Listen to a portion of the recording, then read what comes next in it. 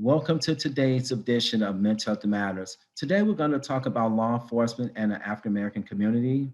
I have Rodney Ellis on the show today, and he's going to talk about his experience as being an African American male who's working in law enforcement. Get you something to drink and get you a snack, and come on back.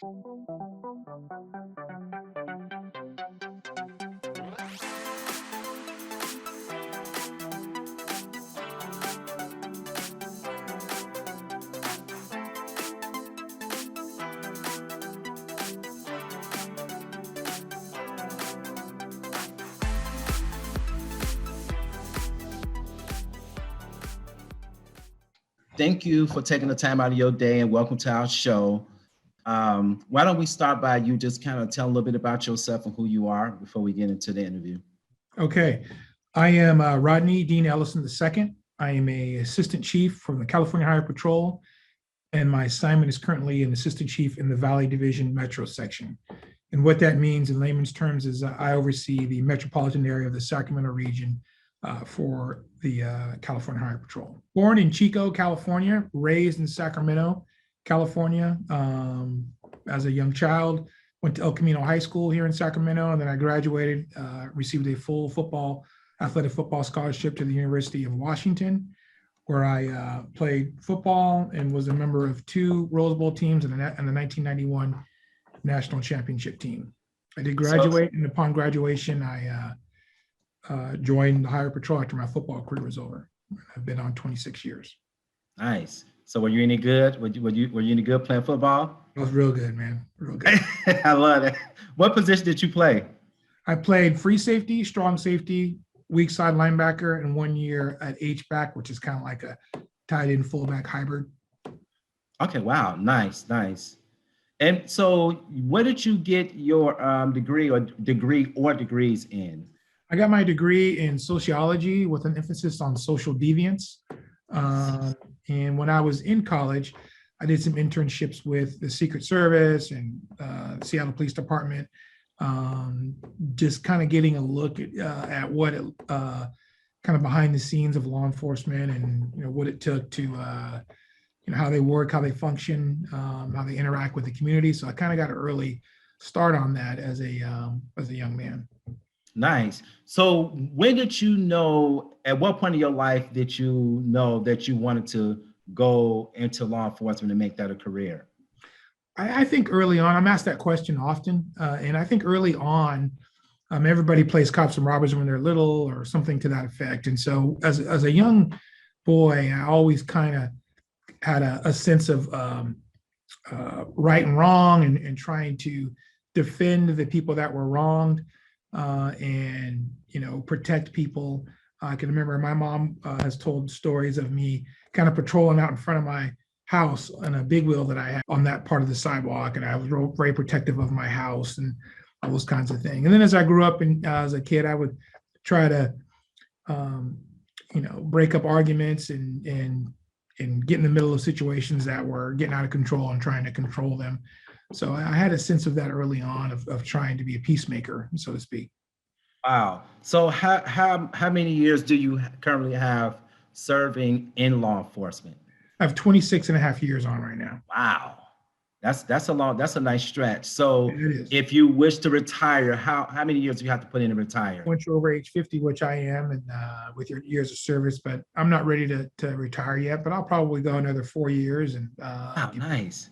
And then I'll probably be ready to pull the plug. Okay, well, that's still good. That's still you're still young. Yeah. So that's really good to be able to have that option to retire in your early or mid 50s. Yeah, and I've been very blessed in law enforcement. I'm very proud of the department I work for, but I've had the opportunity to work in a variety of different assignments. As a patrolman, I started off in the west of Los Angeles area. Yeah. And then I became a recruiter and transferred back to the Sacramento area. I did that for a couple of years, recruiting people as a young officer. That was very, very good to come back to my community and encourage people to join the department. And then I was fortunate enough to get on the governor's detail. Every state law enforcement agency like ours protects the governor. So I was able to travel all around the world with Governor Gray Davis on a security detail, kind of like the Secret Service for him, and got to go to the White House, meet a lot of, and be around and a lot of important people, presidents and all that That's kind of awesome. stuff. And I did that for 3 years, and then I promoted to sergeant, transferred to the Woodland area, and then I transferred to headquarters as a sergeant. I did that for about 3 years, and I went out to Valley Division as an investigative sergeant and worked on in a task force environment and investigative environment for about 8 years. Wow. After that, I promoted to lieutenant, went back into recruitment and community relations. And then from there, was fortunate enough to get selected to teach at the academy as lieutenant. And I became a kind of what's basically like a watch commander at the South Sac station, and then came back to investigations as the commander of that same unit that I was investigator on. And then I promoted to captain and went to headquarters, again, overseeing recruitment. And then that assignment as a captain was very interesting because we created a mental illness response unit, our MERP unit. And I know that's the name of the show. So I oversaw our approach and our delivery of our mental illness awareness training, which was pretty influential because of legislation that was coming on board at that time.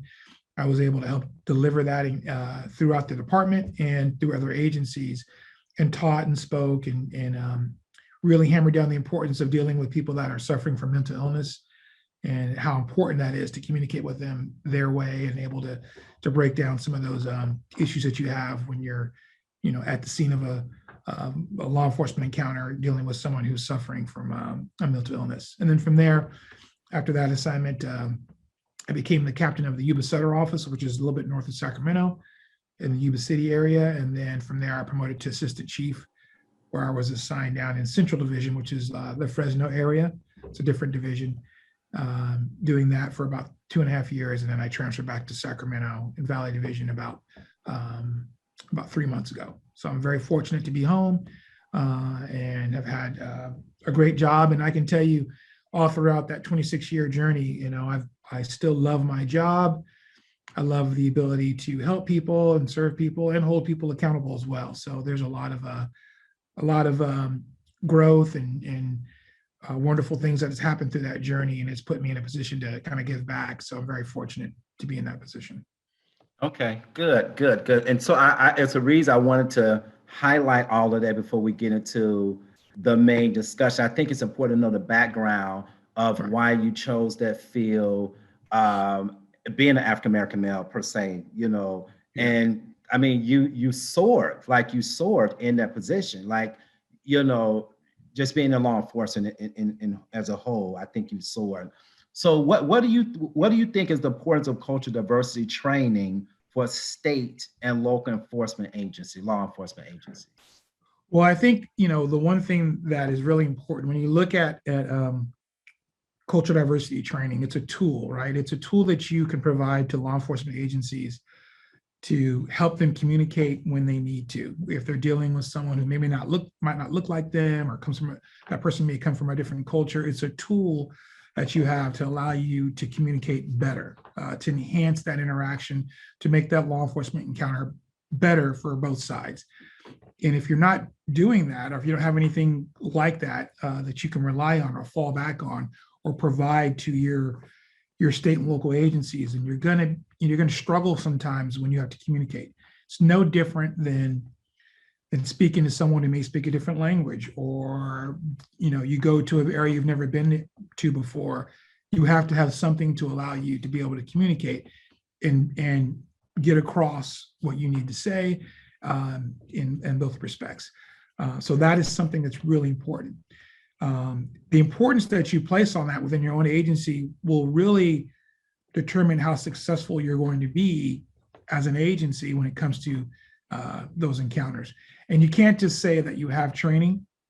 You have to trust and verify that training is being done, and that it's done with a certain degree of frequency, annually, every 2 years, once a year, however you determine that it's going to be delivered. You have to trust and verify that that's done. So you can rely on, in my position now, in a leadership position, I have to know that the people that I put out there on patrol have those tools available to them, that they understand those tools, and that they're putting those tools to good use. So that's something that our department, it's very important to us. Our training is very important, and we really take pride in maintenance of our records, making sure they're efficient, and we're very transparent. That transparency is important too. As if the public wants to know, hey, what are you doing as an agency to help communicate with us? Do you have anything? Well, you have to be able to show them that you do have something. So I think that's important for state and local agencies to do that, to trust and verify that that's done, and continue to kind of look at the training. Is it current? Is it connect with the way things are going on now? Is it contemporary? So you need to make sure you do that as well. So it's important, but it's also important to always evaluate that training moving forward. Yeah, I think that's really, really good. And that's a way of holding not only your team accountable or your department accountable, but also a way to hold yourself accountable, Right. because you're making sure that this training is being implemented and followed through. And like you said, the people that you put out there, you want to make sure that they have the tools that they need to be successful doing their job while they are on the street. So I think that's a really good way to make sure that people are being trained in cultural diversity. So as you know, that there has been racial tension with law enforcement in the African American community. In your opinion, what is the best way for law enforcement to connect with the African American community? Well, I think it starts with, again, making sure your people are properly trained. They have that cultural diversity training available to them and it's being put to use. I think we need to make sure that, implicit bias is something that we need to also introduce into that conversation, because it's something that is just there, right? We often rely on stereotypes and things that we see, and sometimes those stereotypes go on to create beliefs, and we tend to act on those. So I think the best way to do that is to, we talk about cultural diversity training for law enforcement, but it's also, we need to educate the community, not just the African American community, all sorts of communities, but in particular the African American community, based on what's gone on this last calendar year on laws and regulations and rules. So we can understand, that in law enforcement, there are certain things that are taking place, and those things have to take place in certain aspects. And it might not be because it's not going to be because of your color of your skin and so forth. It's because of procedure and laws and certain things like that. There's a lot that goes on in law enforcement, behind the scenes, in terms of, the radio and calls and a reason, but most of the time there's a reason why we are called to a certain location or to a certain home, side of the road, a car, an accident. There's a reason why we're there. And when we get there, there's certain things that we have to do to ensure your safety and our safety. And the more we can educate people on why we're there and what our job is and how we're going to get from A to Z is important. And I think the way that you do that is you go into the schools early, you have town halls, you have discussions. I'll give you an example of that, of how this could work better for the African American community. I'll give a comparison to our Latino community, our Hispanic community.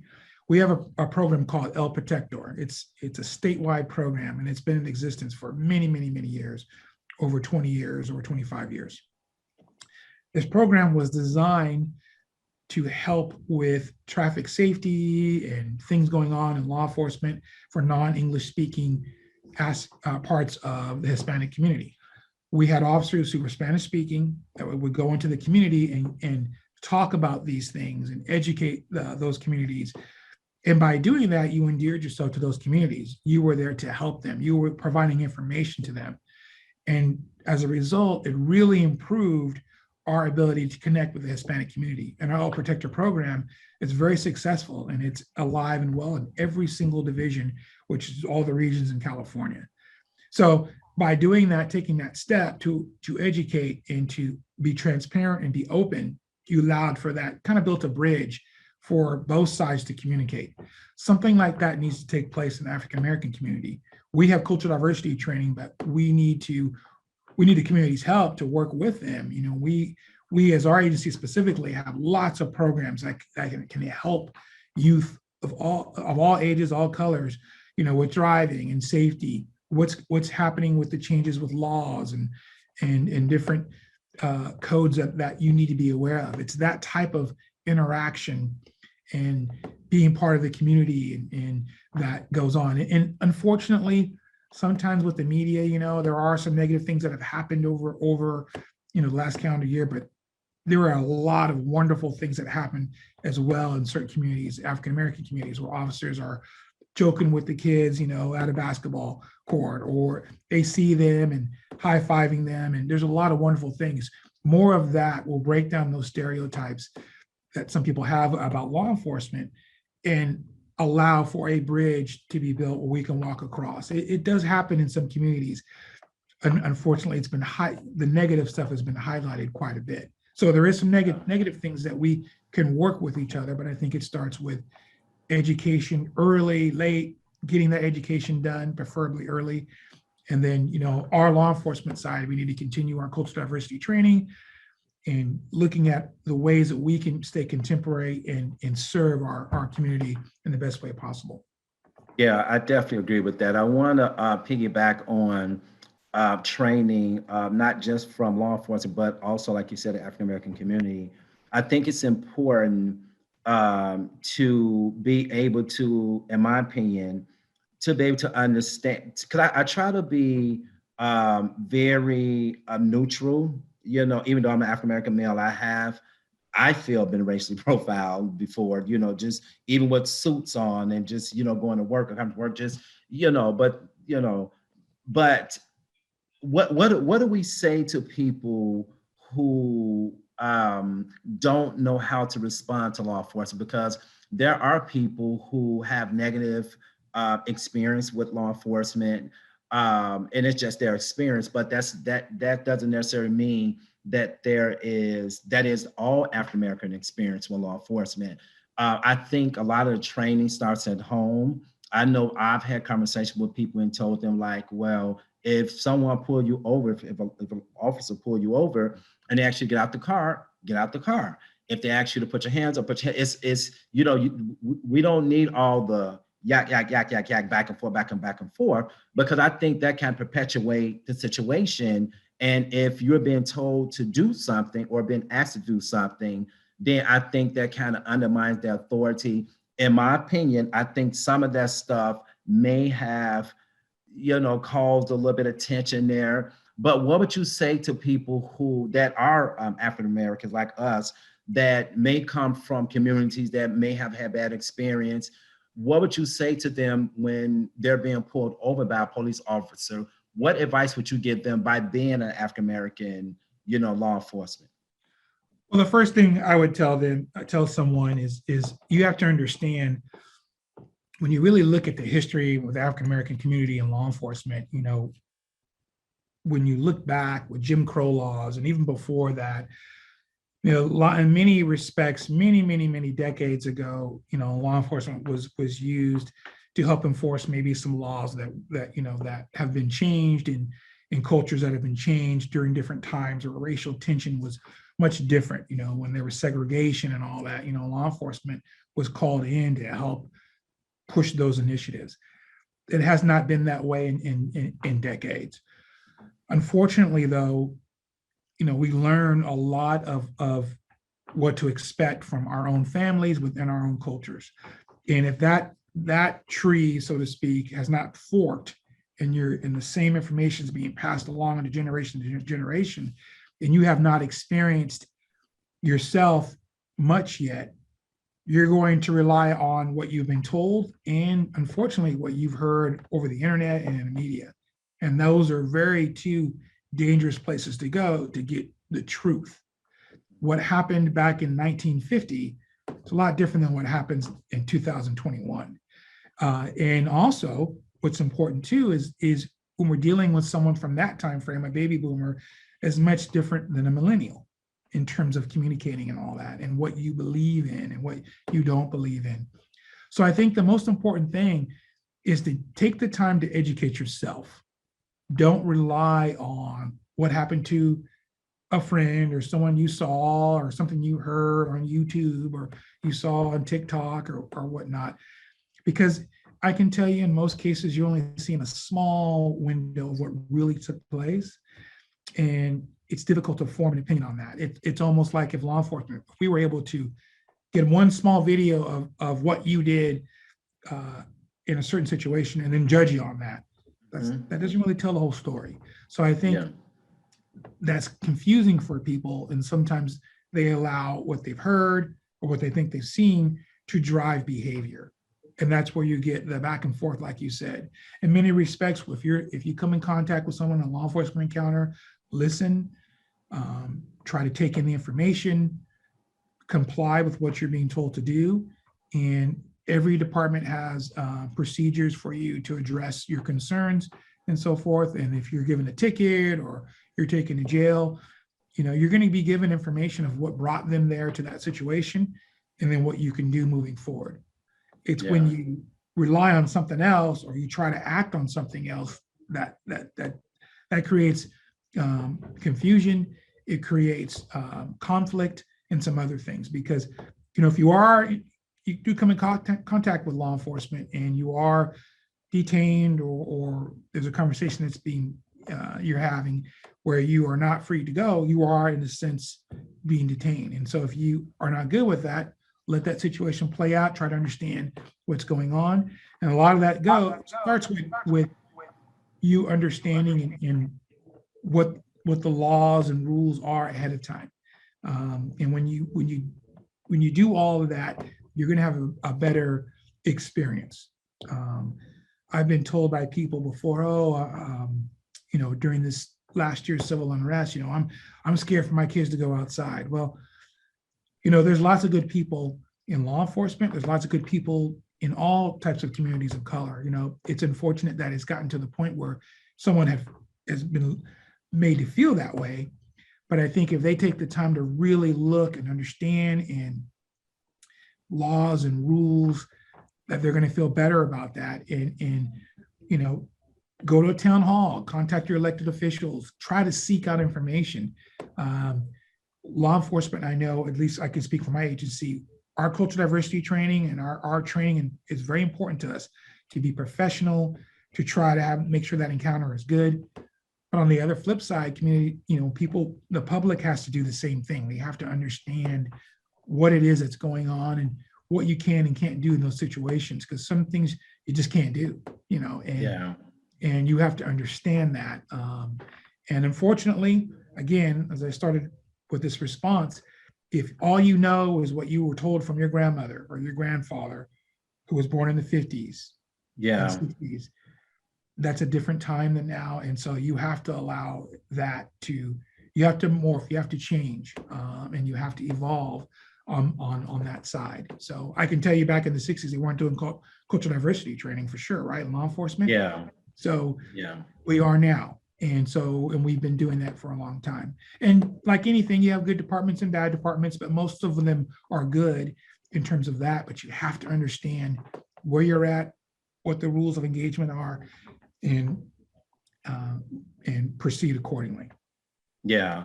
I want to take a little bit of turn here because I like how you presented that information. I know you talked about how the African American community tend to fall into what they hear on the internet and YouTube. So I think on the flip side of that, I think law enforcement or other races of people may fall into them thinking that all of us are thugs or gangbangers and whatever. And you and I are prime examples that that's not true. For me, I think it's important that that we as a community, whether we're law enforcement or teachers or other government officials, educate the community as a whole. Because I think what happens is when you do get, I'll give an example. I have people in my family that was county sheriffs in Chicago. I have fraternity brothers that are, in law enforcement, and a lot of them has been, racially. Well, I shouldn't say. Let me back. A lot of them has been persecuted by our own race because they're in law enforcement, Right. because they're like, okay, why would you want to do that? Because of the history and stuff like that. But they're looking at it like, no, this is my profession. This is what I have a heart to do. This is what I want to do. Have you felt any of that coming from other African Americans? Saying that, Rodney, well, why would you choose that field? And you know what we've been through, and like, do you feel like you had to defend your position as to why you chose that profession? Absolutely. I mean, early on, when I chose this path, it was very concerning for my family members and people close to me. They were concerned for a couple of reasons. One, based on their stereotypes, my mom felt that way based on Yeah, what she knew about law enforcement, growing up and what she was told by her parents. yeah, But unfortunately, most people, the people that are telling you that, don't know anything about the job per se, in the mission yeah, and in that type of service. They're coming yeah, from, again, they're speaking from stereotypes or the implicit bias that they have received over decades of time from a long time ago. And so you have to take in the information and understand that usually it comes from a place of concern. It comes from people concerned about you and your well-being yeah, and how you're going to be treated.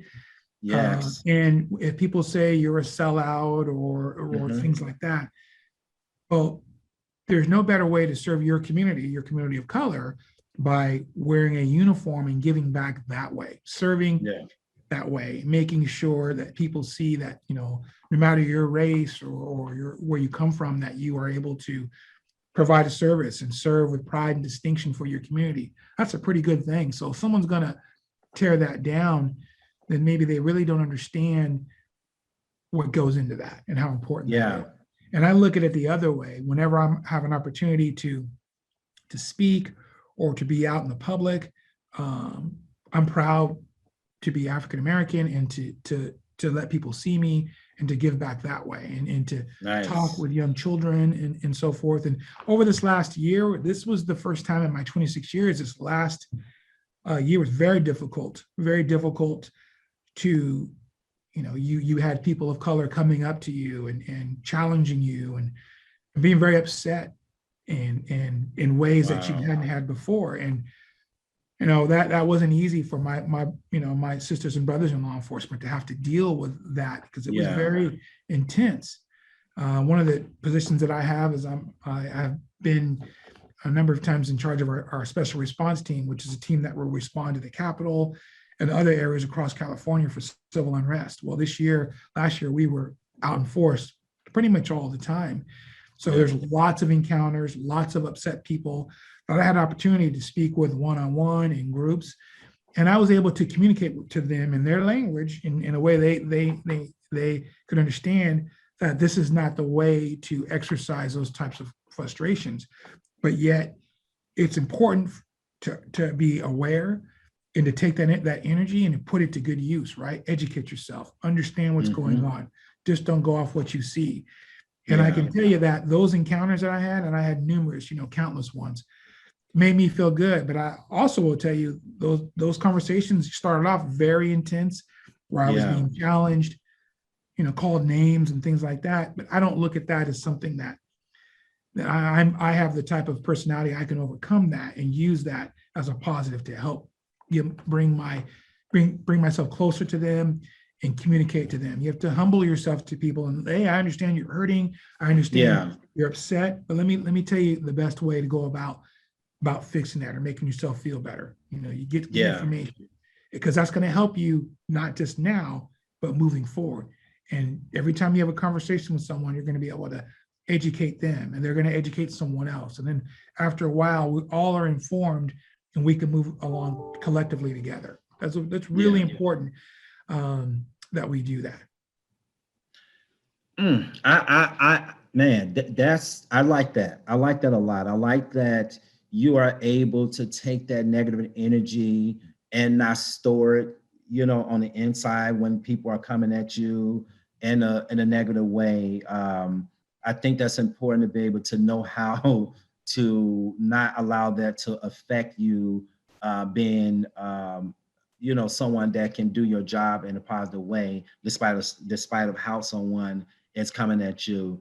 Um, I want to, man, I think that's awesome. But I want to talk a little bit about more about now how I want, because I want the community to know how the police officers feel from you guys' point of view when they're being attacked verbally or maybe physically from the African American community per se. When they pull us over, and you guys automatically get a lot of insubordination, or we're not following, doing what you guys want us to do them as a community. Like how does that make you guys feel, and what position does that put you guys in based off all that's going on in society with law enforcement and African American community? That's a good question. I can tell you that unfortunately, my 26 years, that's always been a consideration in law enforcement, right?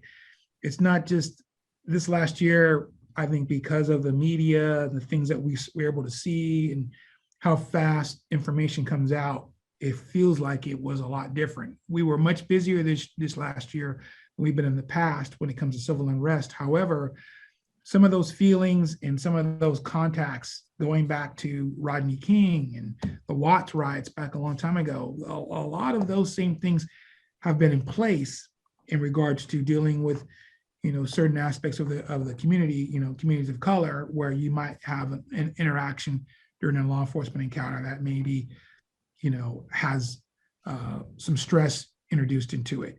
So that's been there for a long time. So you understand that.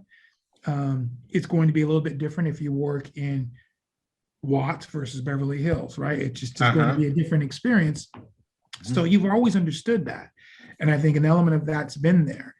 It's how you rely on your own training, your experience, your information, your professionalism.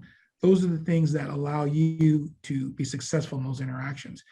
And I think, the best way to deal with that, no matter whether you're a person of color, white, wherever you're from, or you're from Europe, whether you're here, on a visa, student visa, if you come in contact with someone as a law enforcement official and it's difficult and it's aggressive and they're challenging you, well, that's always going to be a little bit concerning to you. So you have to step back and continue to communicate, to keep yourself safe, to keep that person safe, try to get to the reason, explain why you're there, explain what's going on, explain what's going to happen. An example, sir, I stopped you for this. This is why I stopped you. This is what's going on. This is what I'm doing. I think when you explain those things and you're professional, it really allows people to calm down. And it takes a lot of that rhetoric away.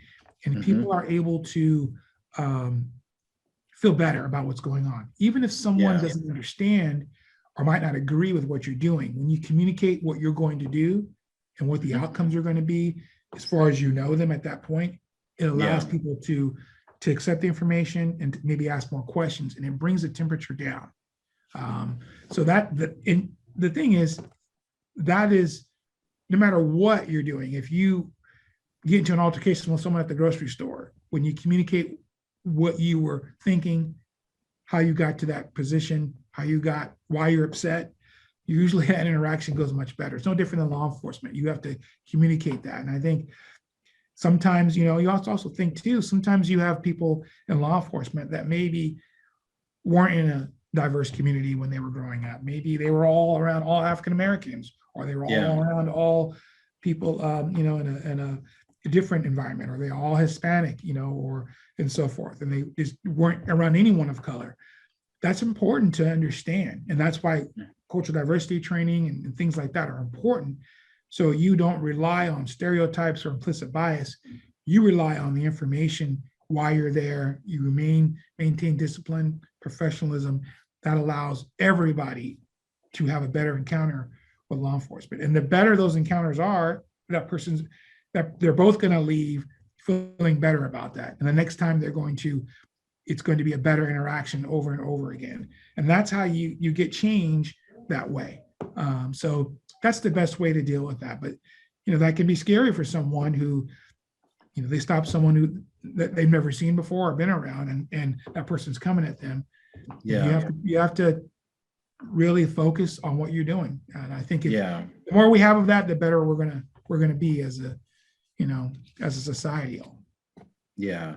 You definitely I can tell you definitely polished at just your experience and things like that, because you know it's true. If people have not grown up in some communities, and when they have that first encounter with them, sometimes it's a little bit awkward, sometimes it's a little bit uncomfortable. But like you said, if you do stick to your training, if you do maintain your composure and just really, do what you need to do in that situation, by following the protocols and procedures on both ends, and then you should have a smooth situation. I think sometimes, law enforcement has such a negative stigma attached to it, especially within African American communities. But I think sometimes people don't stop and think about what about them in terms of what do they go through. They're dealing with all this stuff, just crimes and just all different type of personalities, all different type of, whatever it may be. I mean, and these people, you guys are human. You're not robots. You're human. You just got, a certain set of skills that, you've been trained in, and, should know how to react and respond. But at the end of the day, you're still human. All of us have bad days. All of us have days we have, attitudes, or say something we shouldn't say, or do things we shouldn't do. But at the end of the day, I feel like the community, whether it's Black, white, Chinese, or whatever, put yourself in other people's shoes. For me, I was fortunate, or I am fortunate, to have people in my family that comes from law enforcement. I have a cousin that's a lawyer, uncles, county sheriff, and stuff like that. And just being able to see and hear, I'm like, some of the stuff that they've been through. But I think more so being an African American in this field, I think it's the stress level or the expectation to do well or to do better is a little bit more higher than being outside of our race. What do you think? I do. Yeah, I think that's important. I think, you always want to make sure that, I believe in education. I believe in an awareness.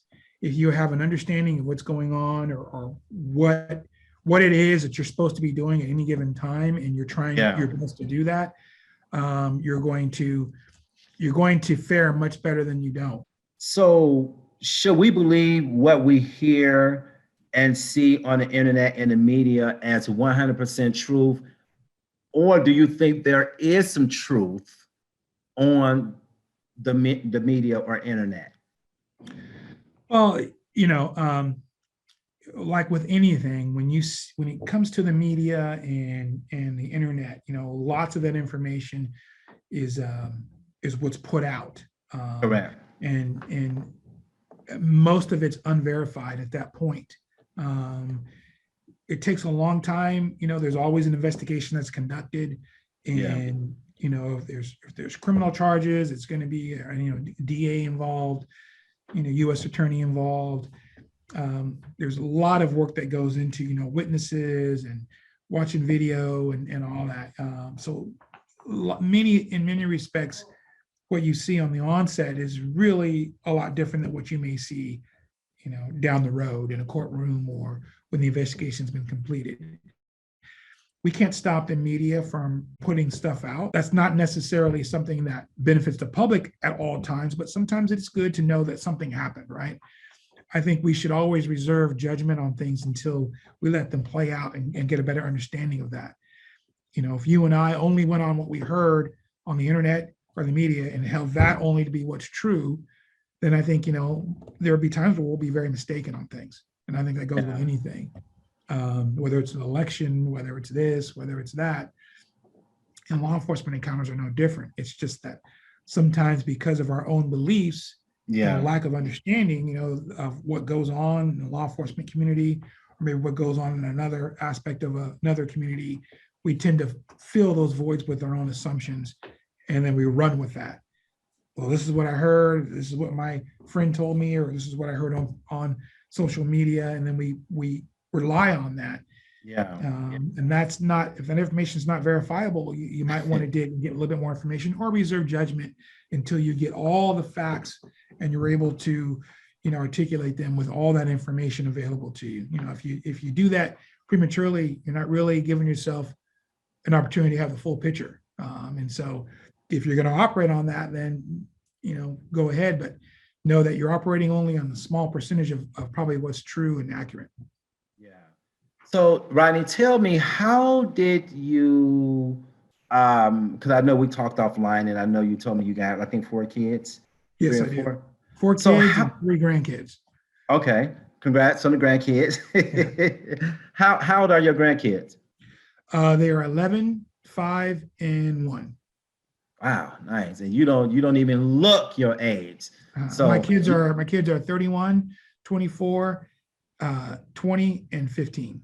wow.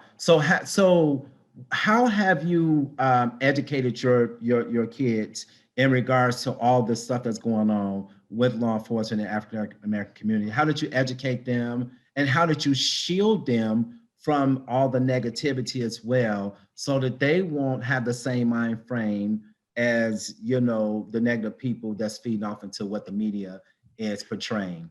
Yeah, so that's a good question. And I can tell you that because of their ages, this last year was the first time we had some real in-depth conversations about what they saw, what they perceived. And when I talked earlier in this interview about the difference between millennials and their generations, they're all a little different. And so they Yeah. see the world a little differently. My daughter's an RN, and she's the oldest one. She's not a millennial. So she sees the world similar probably to the way you and I see it. Hmm. My 24-year-old son is kind of in the middle. He sees it our way, but he also allows and will be open to other ways of thinking. Yeah. My 20-year-old, completely different. He Huh. sees it a lot differently than the other two. And my 15-year-old sees it even differently than the other three. So Yeah. this was interesting for me this last year. And I use it as an opportunity to allow them to really understand what the takeaway should be from what they saw this last year Yeah. in regards to civil unrest, and how they can educate their friends and not perpetuate stereotypes, the wrong stereotypes and things like that, but how to educate people when they have conversations with them. And my kids are multicultural. Their mother is half Vietnamese, and I'm African American, so they look almost Polynesian in their look, but they identify as Black. And so it was interesting for them because on one front this last year, you had people saying having far more negative thoughts about law enforcement than in previous years, which represents their father. Right. And then, their community being African American, seeing things, hearing things, it was difficult for them. So they were being pulled in 2 different directions. But based on the generation they identify with, they responded differently. And so what I've done with my children is just sat them down and first say, what do you think you see? What do you think you see, and how does that make you feel? And they were pretty transparent in that. They understand all law enforcement officers aren't bad, and that the profession is good and honorable, because they're very proud of me, and they've been around law enforcement and around other law enforcement officials their whole life before they were born. So as soon as they were born, they've been around that environment and been at police stations and gatherings and events. So they know far well that there's a lot of good there. Yeah. But what they saw this year was concerning for them. And so what I talked about is understanding that, understand, training and situations and how sometimes things can, and you'll have the perfect storm sometimes and things will happen. There's unintended consequences for things sometimes. And just understanding that, one incident or one situation does not define everything, right? If you have one bad friend that's maybe one race, are all your friends that are that race bad? No. So you have to have an open mind. You have to understand what you're seeing. Don't be afraid to ask questions, ask me questions, so you get the proper information and you're not left with the wrong stereotype that can perpetuate and make things worse for you and other people around you. Because for my children, were quick to defend law enforcement. At the same time, they had to be sympathetic to what they were hearing, and friends of theirs, friends of that they had that were marching and protesting, it was very difficult for them. So I just explained to them that just take the time to get yourself educated. You really understand the law enforcement perspective, and you understand being Black, but I'm going to tell you about procedure and policies and things, and sometimes things happen, and there are going to be times where bad things happen. There are going to be times where things become uncontrollable, and you'll have to gain control sometimes. That's just part of the situation. As far back as we can remember, there are times where, hey, you know what, in this particular situation, at this time, law enforcement is going to have to take action based on the circumstances that are presented. There's no other option here. You're going to have to do that. But where there's time, distance, and space, we can allow for positive communication, information, education. That's how you grow. But you have to go into that understanding that there are going to be times where things happen. There just are. And my kids, I can tell you, it wasn't easy for all of them. The middle ones had a much harder time. The older and younger ones were much more, for whatever reason. My 31-year-old child and my 15-year-old child were able to really understand that pretty quickly. The middle two had a harder time with that, and had to kind of process that a little bit more. So say, for example, if they, because I'm interested to know if they were interested in marching and protesting and things like that, would you have been against that? Would you would have honored, and I'm talking about the 31-year-old, would you have honored the 20-year-old, and would you honor their choice to do so? Absolutely. The three of them are adults, so I want them to be able to, understand how they feel, educate themselves on those feelings, but do something positive with it, not do something negative. And I think protesting and seeking to gain information is important. You don't want to stifle that.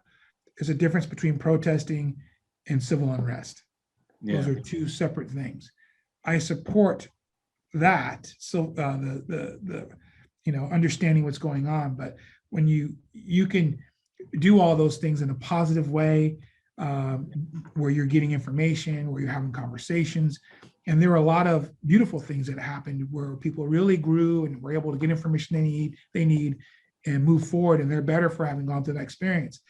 But many times what we saw, and sometimes through the media, we saw rioting, people being hurt, looting and things like that. That's something my kids would never be a part of because of their sense of service through their dad and understanding laws, right and wrong. They're not the type of children that are getting, they don't have brushes with the law. They're not afraid to be stopped by law enforcement or have encounters. They're very, hey, sorry if they have ever been stopped. They have really good encounters. So they're not fearful of that. But I think I wouldn't support anybody that wanted to, destroy things, because that's not going to make things better. That's going to just cause more problems. If we're having a hard time communicating, we haven't formed that bridge yet, breaking things and disrupting things isn't going to help us get to that bridge where we need to walk across and see each other any faster. It's actually going to delay that bridge being built. So I think you have to look at it from that perspective. If anybody wanted, I don't think anybody would want their children to be out there, demonstrating their frustration negatively. Constructively, and so, and that, the answer is not to have civil unrest. The answer is to educate yourself on the situation. So I think that when you do that, you're going to be better off. What do you think is the most important aspect of community and relations moving forward? Well, a lot's happened, and I think the momentum from this last year, we have to continue that, right? So whenever something big happens, you have to look at it not necessarily as a negative, but as an opportunity for growth, right? Both on the law enforcement side and within communities of color and the community in general, right? We have to have some positive takeaways from these interactions and what we've seen. So there's been growth, but we have to use that, capitalize on that, what have we learned?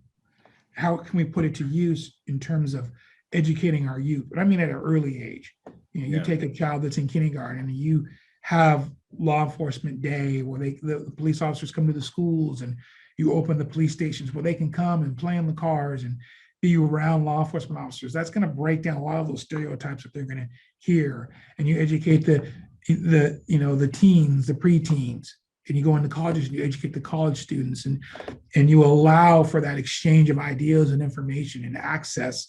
Um, I can remember when I was a young officer working in Southern California, going into communities of color and getting coffee and eating and high-fiving people and talking about sports and, just having a great interaction. So that really goes a long way in really caring about each other, having a community where they care about law enforcement and law enforcement cares about them. We have to build on the good things, the takeaway from this. Yes, I think maybe, with this last year shown us that, we're not where we need to be yet in terms of that. Yeah. We have some more Yeah. work to do.